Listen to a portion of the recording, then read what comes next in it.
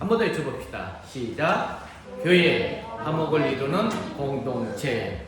교회란 화목을 이루는 공동체가 되어야 된다라는 오늘 말씀의 제목으로 여러분과 함께 은혜를 나누고 합니다.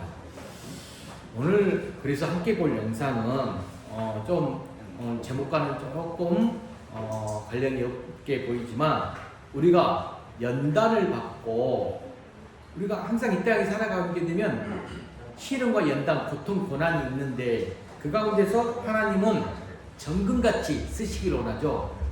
그런데 오늘 부모님들 입장에서 잘 보고, 곰과 곰의 새끼가 나와요. 그냥 이 흐름이 영상 속에서 잘 보이니까 잘 한번 보시고 은혜 받길 바랍니다.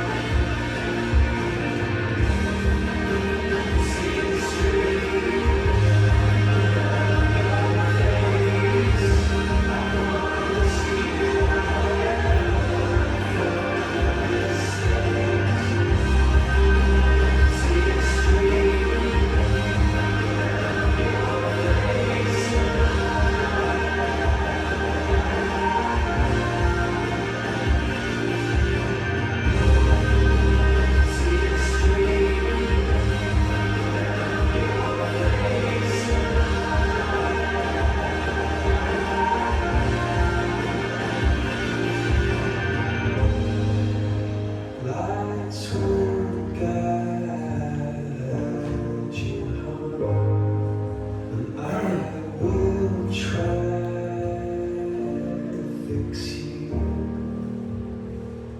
욥기 23장 14절 말씀, 우리를 정금같이 나오게 하신다는 것. 여러분, 참 우리가 많은 부분에서 부모된 마음 가운데서 자녀들을 이끄는데 어떻게 우리가 자녀 양육을 하고 있고 나아가는지 우리 살펴보면서, 하나님은 왜 우리에게 그냥 사랑 가운데서 편안함과 안식된 부분에서 우리를 이끌지 않고 세상 가운데서 고난과 훈련을 이렇게 받게 하는가? 그 이유가 그 고난을 통해서 연단하시고 우리를 성장케 하기 위한 부분이 있다는 것, 우리 영상을 통해서 우리가 조금 알 수가 있습니다. 저는 지난 주일날 오후예배 때 전주 샘물교회를 다녀오면서 그 교회의 교선 신입을 읽으면서 많은 것들을 조금 느끼고 우리 교회 안에서 또 적용할 점들을 좀 찾아보고 했었습니다. 너무나 감사하면서도 또한 하나님께서 나에게도 비전과 꿈 이런 것들을 또 보여주면서 함께 앞으로 어떻게 나가야 될지를 좀 생각해 볼 수 있는 귀한 은혜가 되었습니다. 오늘 그래서 저는 우리 교회가 화목을 이루는 공동체로서 나가기를 원하는 마음으로 오늘 말씀과 함께 하려고 합니다. 자, 어떤 어른이 한 젊은이에게 질문했어요. 너는 가장 원하는 게 뭐야? 하고 물었어요. 너가 정말 원하는 게 뭐냐? 물으니까 그 젊은이는 저는 건강, 사랑, 재물, 아름다움, 재능, 권력, 또 명예를 원합니다. 이렇게 대답했어요. 그러자 그 어른이 이렇게 말했습니다. 친구여, 마음의 평화가 없이는 그 모든 것 즐길 수가 없다네. 이렇게 말하였습니다.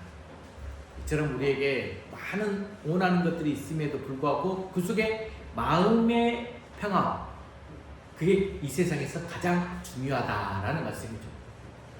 자, 우리 주님, 예수님이 이 땅에 오셔서 바로 그런 평화를 주시기 오셔서 이 땅에 오셨어요.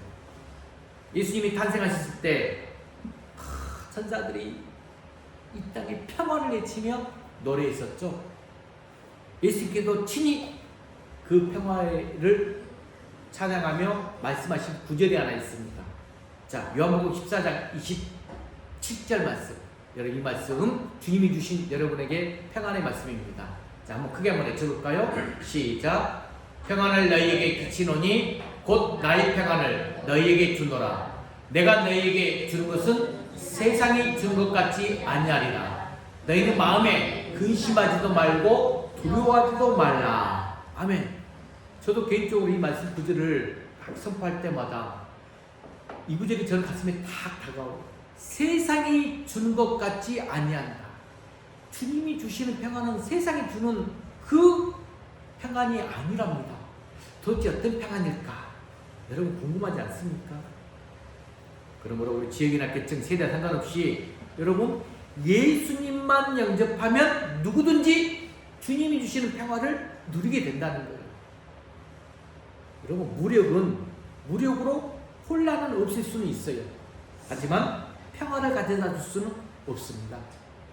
법과 권력이 질서는 잡을 수 있어요. 하지만 평화를 이루어 줄 수는 없습니다. 죽음을 이기시고 다시 부활하신 예수님만이 우리에게 참된 평화를 주실 수 있습니다. 자, 그러므로 예수님을 영접한 우리는, 여러분 우리 다 영접했잖아요. 그렇기 때문에 이미 평화를 얻은 사람이에요. 자, 평화를 얻은 사람 어떻게 나아가겠느냐? 요한복음 16장 33절 말씀. 자, 크게 한번 더 읽어볼까요? 시작. 이것을 너희에게 이름은 너희로 내 안에서 평안을 누리게 하려 함이라. 세상에서 너희가 환난을 당하나 담대하라. 내가 세상을 이겼노라. 아멘. 세상은 우리에게 환난을 줘요. 고통과 시련을 줘요. 하지만 주님을 영접함으로써 우리 주님 안에서 누릴 수 있는 평안을 우리에게 주신다는 말씀입니다. 부활하신 예수님은 이런 평화를 우리 남녀노소, 빈부귀천, 인종 구분하지 않고 우리 모두에게 주시기를 원합니다. 또 부활하신 예수님은 가는 곳마다 이런 평안을 허락해 주셨습니다. 자, 그렇다면 우리도 이 부활의 주님이 주시는 이 참된 평안 뭔지를 분명히 알고 전쟁이 없는 평화, 갈등이 없는 화해, 분열이 없는 통합 이런 것들을 이루어가고 싶지 않습니까? 이루어가고 싶잖아요. 그런데 우리 한 시인이 이런 말을 했어요. 현대인들은 필요한 다리는 놓지 않고 연결된 다리는 놓지 않고 아직도 이 벽을 쌓는 데만 열중하고 있다 라고 어떤 위대한 시인이 이야기를 하면서 이 세상을 개탄했습니다. 자, 재밌는 이야기 하나 해줄게요. 우리 유담이 잘 들어봐요. 어느 초원에서 일어난 일인데, 자, 초원의 동물의 왕 하면 어떤 동물이 생각나십니까? 사자죠. 동물의 왕 사자가 있었는데 깜빡 잠이 들었어요. 그 틈을 이용해서 굶주린 배가 고픈 이 하이에나가 아니 동물의 왕 사자 새끼 한 마리를 잡아 먹어버렸어요. 그리고 하이에나 멀리 달아나 버렸습니다. 잠에서 깬 사자 그 사실을 알고 노발대발했습니다. 사자는 즉시 이 초원의 동물들 다 고집하여라 모여라 한 자리로 딱 불러 모았어요. 그리고 나서 이 하이에나가 저지른 이 악행을 말하면서 이 하이에나를 반드시 처벌하겠다, 죽이겠다고 하면서 초원에 있는 모든 동물들에게 협조를 요청했습니다. 모든 동물들은 이 하이에나가 저지른 이 악행을 듣고 이럴 수가, 이거 엄청난 사건이 벌어졌구나 경악을 금치 못했습니다. 왜냐하면 동물의 왕인 사자가 그런 일을 당했다면 여러분 어떻게 될까요? 어떤 동물도 누구도 똑같은 일을 당하지 않는다라고 보장할 수 없기 때문입니다. 하지만 그보다 더 걱정되는 것은 그로 인해서 이 잔잔했던 평화로웠던 이 초원의 평화가 깨지지 않을까 하는 염려 때문이었습니다. 자, 그래서 누가 등장하냐? 나이가 수두듬 많이 든 코끼리 한 마리가 조용히 사자를 찾아갔습니다. 그리고 사자에게 조심스럽게 이렇게 부탁을 해요. 왕이시여, 하이에나가 저지른 그 악행은 벌을 받아 마땅합니다. 그렇지만 지금 초원의 모든 동물들이 이번 일로 평화가 깨지지 않을까 염려하고 있습니다. 그러니 왕께서 너그러운 마음으로 이번 일에 대해서 노여움을 푸시면 어떻겠습니까? 라고 라이든 코끼리가 이 이야기를 합니다. 그러자 이 사자가 그 말을 듣고 가만히 있겠어요? 화를 버럭 냅니다. 그러면서 말합니다. 뭐라고? 이 굴욕스러운 일을 그냥 찾고만 있으라고? 그렇게 비겁해서야 내가 어찌 동물의 왕이라 불리울 수 있겠느냐? 라고 했습니다. 코끼리가 다시 한번 사자에게 말했습니다. 왕이시여, 그렇지 않습니다. 진정한 용기는 힘을 휘두르는 데 있는 게 아니라 힘을 절제하는 데 있다고 생각합니다. 비록 왕께서는 큰 아픔을 당하셨지만 그래도 분별력 잃지 않으시고 평소와 같이 침착하게 이염스러운 모습을 보인다면 초원의 모든 동물들이 왕을 더 존경하고 잘 따를 것입니다. 이런 말 했더니 역시 사자는 다시 새겨 들면서 동물의 왕답게 행동합니다. 그래, 코끼리 말에도 일리가 있구나 라고 생각하고 그 분노를 참기로 결심했습니다. 그 결과 초원의 평화가 그대로 유지됐다고 합니다. 한데 이 멀리 떠났던 누구? 사자를 새끼살을 잡아먹었던 하이에나, 그 소식 듣고 와, 다행이다 이렇게 생각하고 있었는데, 하지만 한편으로 이 하이에나는 사자를 비웃었어요. 그러면서 주변에 있는 동물들에게 이리 말로, 야, 이 동물이랑 사자는 겁이 많은 동물이야. 나하고 싸우기 싫으니까 나를 피하는 거야. 라고 비웃었습니다. 그 소식을 듣고 들은 나이 많은 코끼리, 그 코끼리가 하이에나를 찾아가서 자신의 큰 다리로 하이에나를 딱 사정없이 짓누르면서 이렇게 말합니다. 이놈아, 똑바로 들어라. 사자가 너같이 입만 살아서 나불대는 짐승을 정말로 두려워해서 참고 있는 줄 아느냐? 사자는 모든 동물의 평화를 위해서 자기 아픔을 억누르면서 참고 있는 거단다. 사랑하는 성도 여러분, 세상에 있는 모든 사람들이 뭘 원하고 있겠습니까? 참된 평화를 그것도 간절하게 원하고 있습니다. 저는 이번 주에 뉴스를 보면서 정말 안타까운 뉴스 하나가, 무조건적 폭행, 살인. 그 화면을 보는데 길 가다가 그 길거리 가는 아무런 상관도 없는 그 시민을 찌르고 몇 사람이나, 한 사람은 죽고 세 사람인가 위급한 상황에 처했잖아요. 그래서 잡아놓고 보니까 뭐라겠죠? 나만 불행한 인생.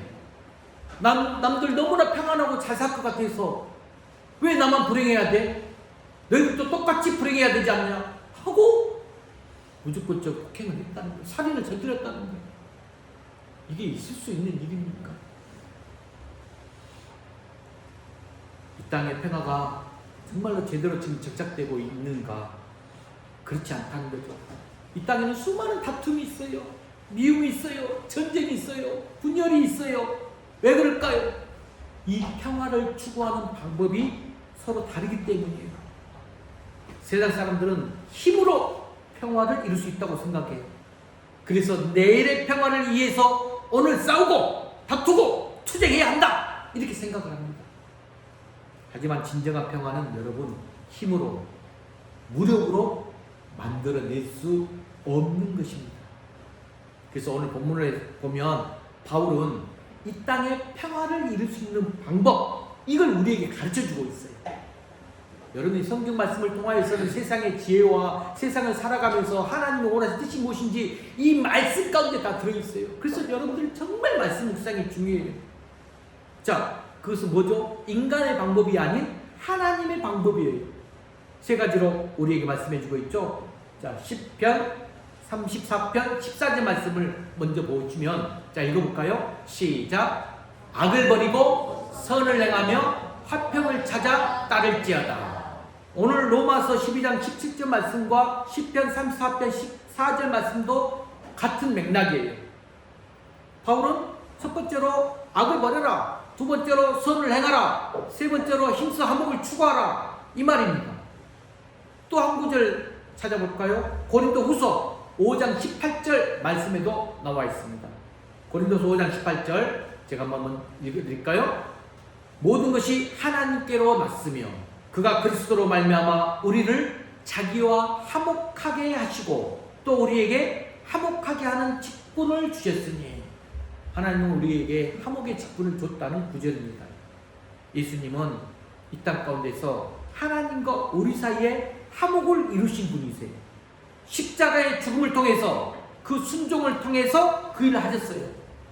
뿐만 아니라 우리에게 무슨 직분을 주셨다? 화목하게 하는 직분을 받게 주셨다는 겁니다. 그래서 우리가 어디에 있든지 간에, 또 어디 가서 무엇을 하든지 간에 여러분들은 평화의 도구로 쓰임받는 성도가 되기를 원하고 계십니다. 그러므로 하나님의 방법으로 이 땅에 진정한 평화가 이루어지기를 원하는 저와 여러분이 되시길 주의 이름으로 간절히 축복합니다. 자, 그러면 이제 한번 하나하나씩 살펴봅시다. 화목을 이루는 공동체가 되기 위해서 첫 번째, 아까 뭘 버려야 된다? 모든 악을 버려야 됩니다. 화목을 이루기 위해서 첫 번째 뭘 버려라? 모든 악을 버려라. 그게 오늘 본문 17절 상반절에 나와 있어요. 자, 17절 상반절 한번 읽어볼까요? 시작. 아무에게도 악을 악으로 갚지 말고, 아무에게도 악을 악으로 갚지 말아라 라고 했어요. 우리가 평화를 이루는 첫 번째 단계가 뭐냐? 바로 악을 버리는 거라는 거예요. 악을 버려라. 예를 들어서 어떤 사람이 나에게 잘못된 행동을 해요. 분명히 잘못된 행동을 했어. 하면 우리는 어떻게 하죠? 나를 좀, 내가 억울함을 당했어. 이 사람 때문에 내가 정말 화가 나. 그렇다면 우리는 보통 성질대로 하면 내가 당한 만큼, 아니 그 이상으로 안 갚음하고 싶을 것입니다. 그래서 옛말에 여러분, 대로 주고 말로 받는다, 이 속담 기억하시죠? 괜히 건드렸다가 더 큰 화를 당하게 된다 라는 뜻이 있죠. 하지만 우리가 꼭 명심해야 할 것이 있는데, 그것은 악으로 절대로 화목을 이룰 수 없다라는 것이에요. 악은 언제나 더 큰 악을 가져오게 마련입니다. 여러분, 미국에 실제로 있었던 사건인데, 제가 이 영상을 보여줄까 하다가 오늘은 다른 영상을 보여줬는데, 어떤 살인범이 살인죄예요. 그래서 법정에서 이 사형 언도를 받게 되었습니다. 참, 감옥으로 갑니다. 수감소에. 감옥에 갇힌 채로 죽을 날만 기다리고 있어요. 그는 죽음을 앞두고 마치 자기는 너무 억울하게 그런 일을 당하는 것처럼 날마다 분노가 가득 차서 잠을 제대로 이루지 못했습니다. 그런데 그 살인범의 형은 정말로 또 훌륭한 사람이었어요. 반대로 그는 공직에 있으면서 나라를 위해서 공을 많이 세웠어요. 무사람들에게 존경받고 있었어요. 그 형이 자신의 절친한 친구, 그 주지사에게 찾아가서 동생의 문제를 상의했습니다. 형은 주지사 친구와 함께 대통령에게 자신의 동생을 좀 선처해 주시라고, 조금 사면해달라고 간절히 요청을 했어요. 대통령은 그의 형의 공로를 참작해서 동생을 사면해 주기로 결정했습니다. 형은 자신의 양복 딱 안주머니에 대통령의 사면장 여기다 넣어가지고 동생을 찾아갔습니다. 얼마나 흥분된 마음으로 찾아갔을까요? 감옥에서 동생을 만난 형. 근데 동생에게 한번 묻습니다. 아우야, 네가 만약에 여기서 죽지 않고 살아나간다면 너는 무엇을 가장 하고 싶으냐? 라고 묻습니다. 그러자 동생이 아주 살기등등한 모습으로 전혀 뜻밖의 대답을 해요. 여러분 상상되지 않아요? 이렇게 말합니다. 형님, 나는 복수심에 불타서 제대로 하루도 잠을 잘 수가 없었습니다. 내가 여기서 나간다면 그 길을 나에게 사형 언도를 내린 그 판사와 법정에서 나에게 불리한 증언을 한 사람들 찾아가서 총으로 쏴 죽이든지 아니면 다른 방법으로 복수를 해야 내 적성이 풀릴 것 같습니다. 그러자 이 형 동생의 말을 듣고 아무 대꾸도 하지 않고 듣고만 있었습니다.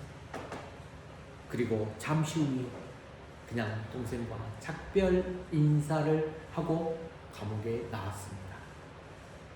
형의 양복 주머니 안쪽에 뭐가 있었다겠죠? 대통령 사면장 그대로 들어 있었습니다. 사랑하는 성도 여러분, 다른 사람이 나에게 정말이지 미울 정도로, 죽이고 싶을 정도로 악한 일 저질렀습니까? 그럴지라도 여러분은 악을 악으로 갚지 말아라 라는 것입니다. 예수님의 사랑을 가지고 모든 것을 이해해주고 용납해주고 받아줘야 된다는 거예요. 물론 절대로 그건 정말 쉽지 않은 일입니다. 쉬운 일이면 누가 그렇게 못하겠습니까? 하지만 우리가 그렇게 살지 않으면, 우리가 화목을 도모하지 않으면 천사가 하나님의 사면장을 들고 왔다가 그냥 다시 돌아가 버릴 수 있다는 것이에요.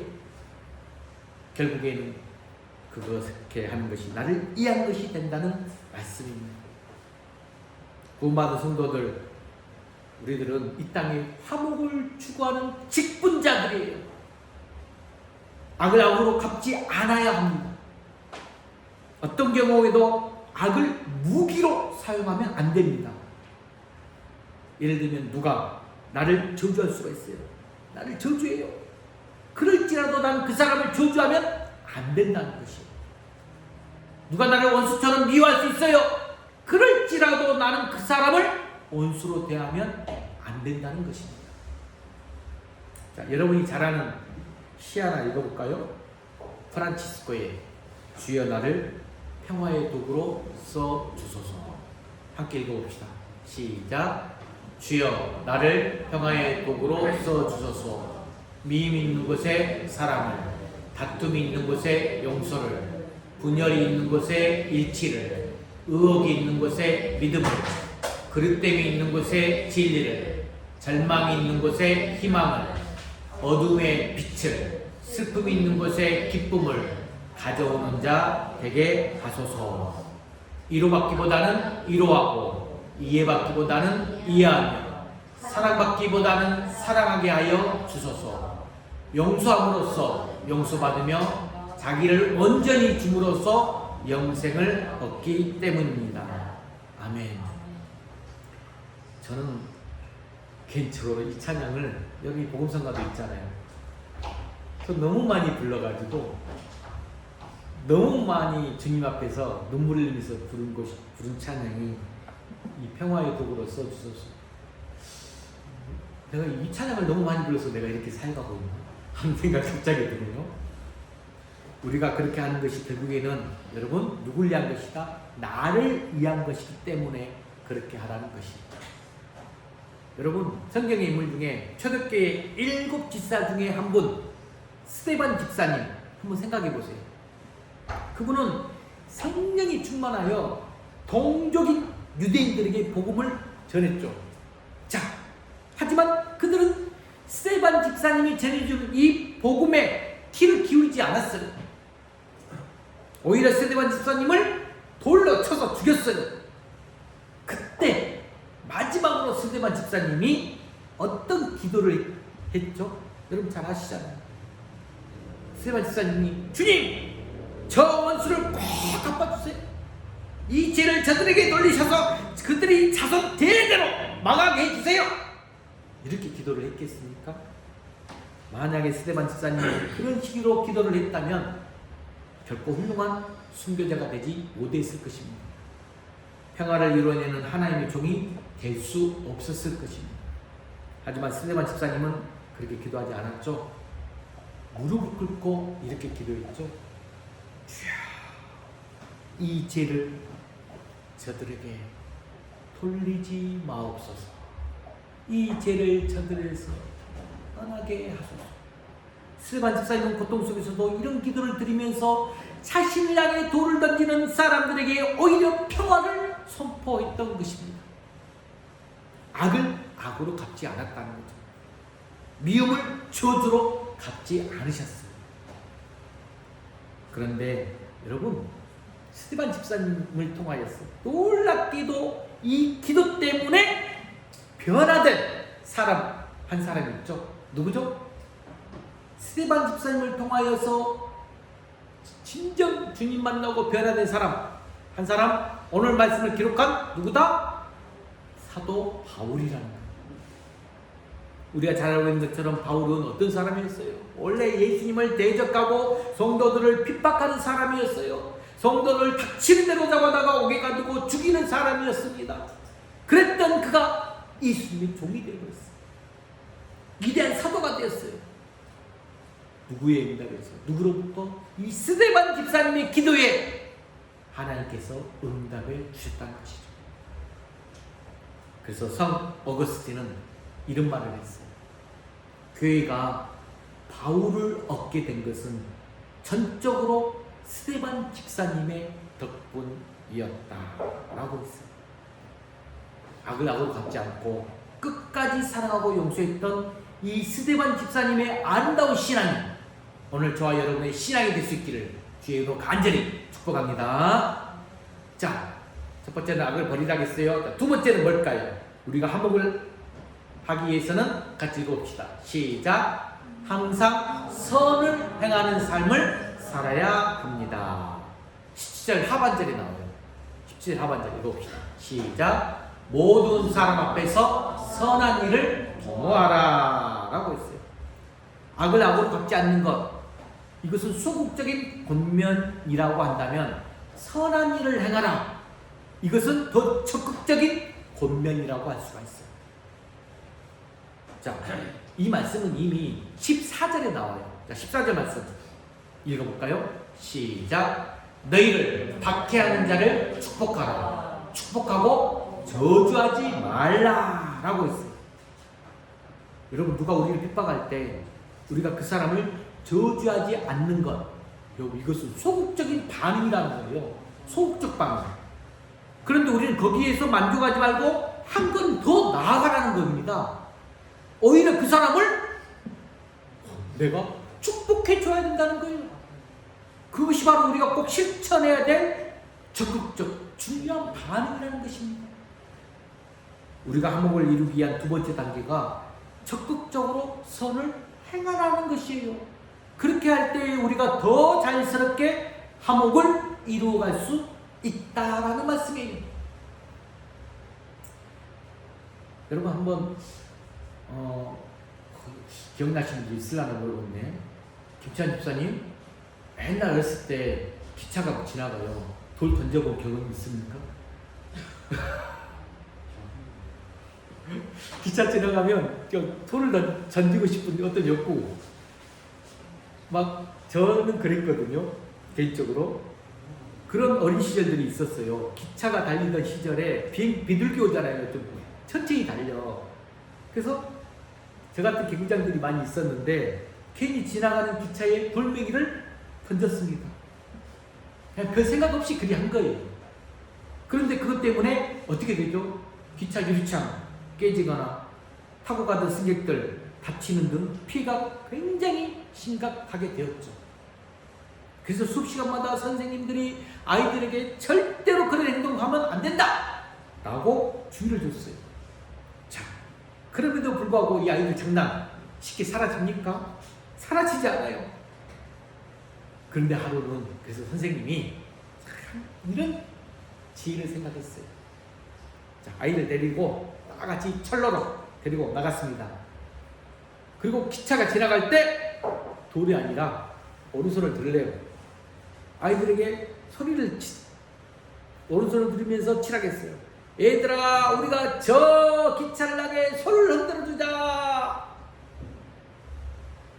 그래서 아이들이 선생님과 함께 손을 흔들어 주기 시작했어요.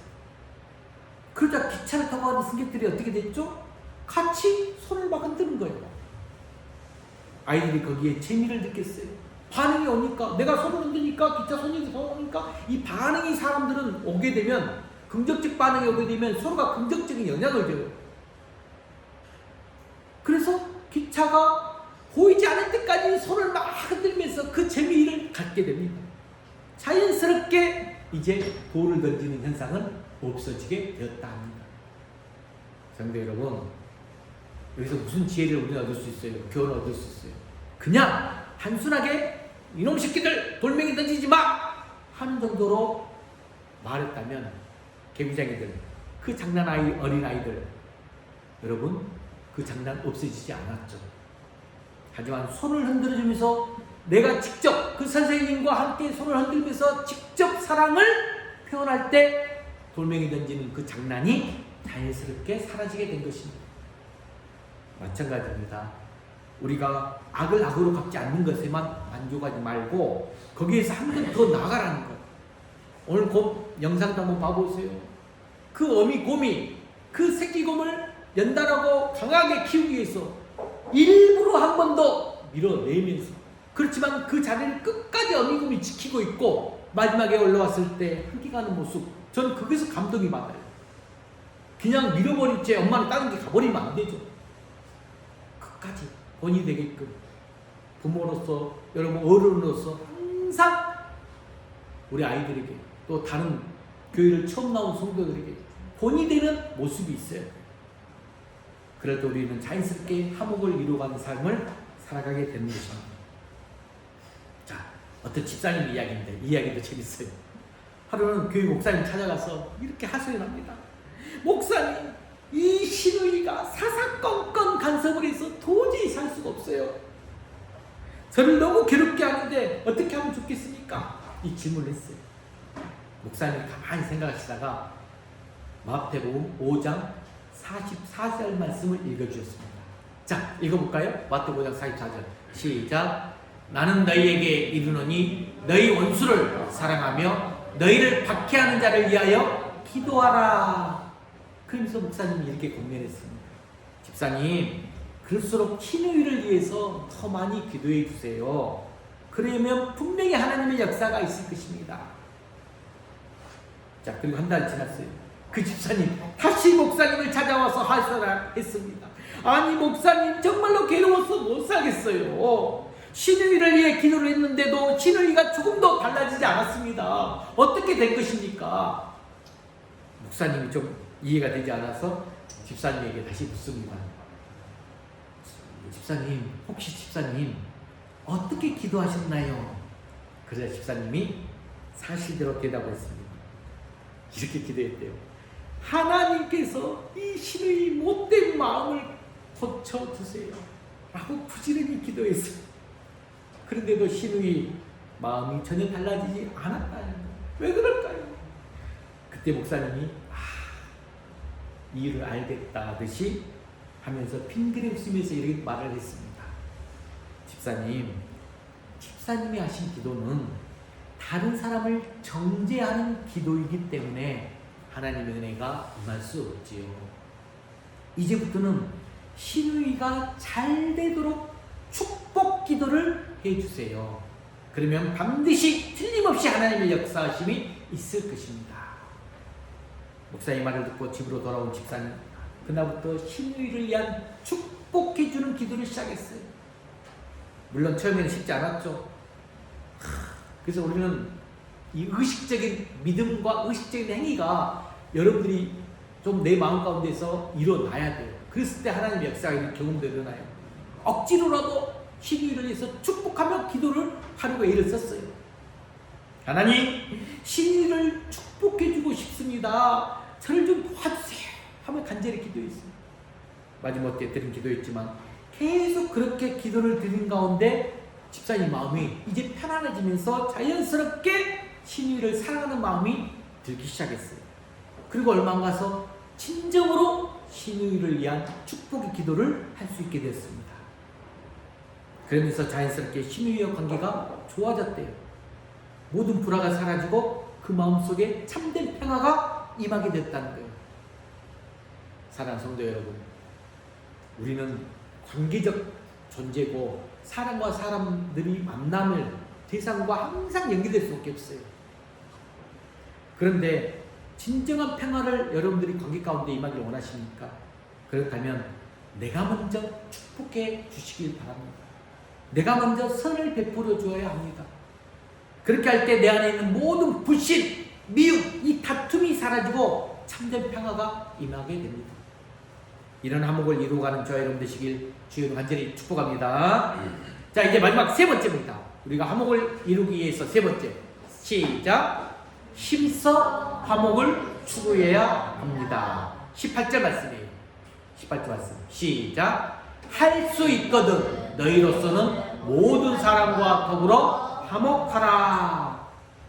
자, 여러분, 화목을 이루는 첫 번째 단계, 두 번째 단계, 악을 버려라. 그 다음에 두 번째는 뭐였죠? 선을 베풀어라. 그런데 이 단계는 조건이 없었어요. 조건이 없어. 누구에게 이렇게 해라 라는 조건이 전혀 없었어요. 그런데 세 번째 단계는 조건이 붙어있죠. 뭐라고 붙어있죠? 할 수 있거든 이라고 했어요. 이 말씀은 우리가 그렇게 할 수 없는 경우도 있다라는 것이에요. 자, 말씀했습니다. 화목은 우리 인간은 관계 속에서 이루어진다는 것. 우리가 아무리 악을 악으로 갚지 않고 모든 사람에게 선한 일을 도모한다고 할지라도 내가 악을 갚지 않아요. 선한 일을 딱 도모해요. 근데 상대방이 상대방 대상이 그것을 받아들이지 않아. 그러면 아무 소용이 없게 되죠. 무슨 소용이 있겠습니까? 오늘 말씀에 기록한 바울의 경우도 마찬가지예요. 바울 가는 곳곳마다 복음을 전해요. 그럼에도 불구하고 사람들에게 많은 핍박을 받지 않았습니까? 아무 이유 없이 바울을 미워했어요. 심지어는 바울을 죽이려까지 했었습니다. 그렇다고 바울이 믿음을 포기하면서까지 그들과 화목을 이룰 필요는 없다는 것이죠. 결국 바울이 대적들의 손에 죽임을 당하고 말았습니다.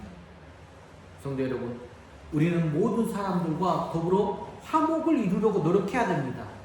할 수만 있으면 악으로 악을 갚지 않아야 돼요. 모든 사람들 앞에 선을 행해야 됩니다.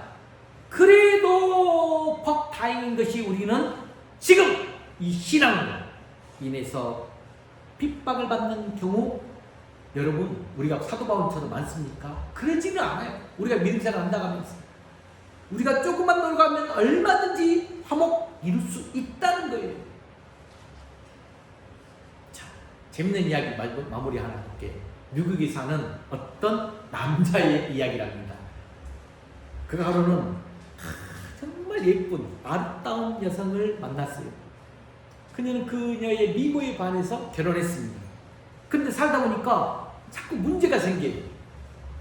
얼굴은 예쁜데 이 아리따운 얼굴에 신경 쓰느라 살림이 참 엉망이라는 거예요. 한마디로 너무 게을렀어요. 점점 결혼한 것이 후회가 되기 시작합니다. 내가 눈이 삐었지. 얼굴이 전부가 아닌데 내가 왜 그걸 그렇게 몰랐을까? 결국 그 남자, 아내와 이혼하게 됩니다. 자, 그 다음에 두 번째로 부지런한, 게으른 여자를 만나서 이혼했기 때문에 부지런한 여성을 찾다가 마음에 드는 이 부지런한 여성을 만났어요. 그래서 결혼했어요. 그런데 또 살다 보니까 또 문제가 생깁니다. 부지런한 것까지는 좋은데 요놈의 입이 너무 부지런해요. 입이 부지런해요. 도저히 질려서 살 수가 없게 됐어요. 그래서 또 이혼을 했고 결국에는 헤어지게 되었습니다. 자, 그래서 이번에는 입이 너무 부지런한 그 여자 대신 조용한 여자를 만나서 결혼을 했어요. 그런데 살다 보니까 조용해서 좋긴 좋은데 너무 사치스러운 것이 또 문제예요. 결국 또 이혼을 하고 말았습니다. 여러분, 우리는 장점만 보고 결혼했다가 단점이 보이면 바로 이혼을 해버렸던 이 남자의 이야기죠. 결국에는 두 손 두 발 다 듣고 이런 결론 이 남자는 내렸답니다. 인생은 가위바위보와 같구나. 이게 무슨 말인지 아세요? 인생은 참으로 가위바위보와 같구나. 자, 무슨 말일까요? 편집사님, 가위바위보와 같다. 인생이 복불복이다. 여러분,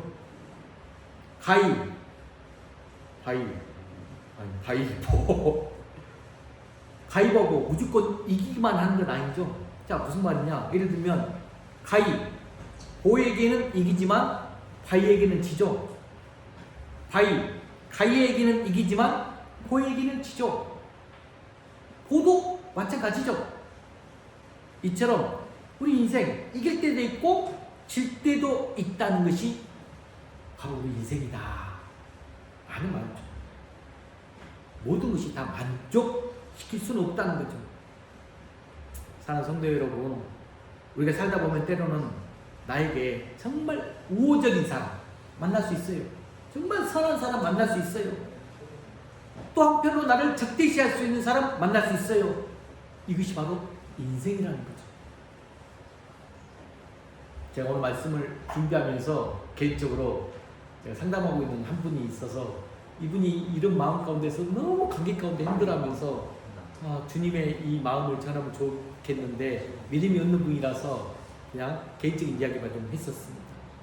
자, 여러분, 우리가 어떻게 해야 화목을 이룰 수 있을까? 자, 화목을 이룰 수 있는 방법 내가 두 가지만 정리를 해놨어요. 어떻게 해야 화목을 이룰 수 있을까? 첫 번째, 한번 읽어볼까요? 시작. 다른 사람의 단점을 보지 말고 장점을 보면서 살아야 한다. 여러분, 단점 보지 마세요. 단점 없는 사람 없어요. 근데 단점만 보고 계속 파고들다 보면 절대적으로 관계 안에서 어려워요. 화목이 이루어지지 않아요. 그 사람의 긍정적인 장점을 바라보려고 노력하십시오. 두 번째, 읽어봅시다. 시작. 나쁜 부분을 보지 말고 좋은 부분을 볼 수 있어야 합니다. 나쁜 부분 보지 말아라. 좋은 부분을 봐라. 라는 말씀. 그래야 모든 사람과 화목을 이룰 수 있다는 거죠. 성도는 이 땅에 평화를 심는 사람들입니다. 저 여러분이 바로 그런 사람들이 되어야 됩니다. 우리가 평화를 잃어버리면 모든 것을 다 잃어버리게 됩니다. 그러나 우리에게 예수님이 진정한 평화가 되어 주실 것입니다. 마지막으로 우리 함께 읽은 시를 가지고 선포하고 기도하는 시간을 갖겠습니다. 이 시 한번 같이 읽어봅시다. 주여 우리를 도와주소서. 시작. 생명이 위험하고 불행한 고난을 겪더라도 미움을 사랑으로 극복하게 하옵소서. 잔악한 폭력으로 유린되는 이 일그러진 세상에서 평화의 일꾼이 되게 하소서. 아멘. 시간 우리 함께 기도하는 시간을 갖겠습니다. 우리가 찬양한 곡 아까 완전하신 나의 주 우리 예배 전에 불렀죠. 이 찬양 부르면서 정말 우리가 화목을 이루는 사람이 되게 달라고 기도하며 나가려 합니다.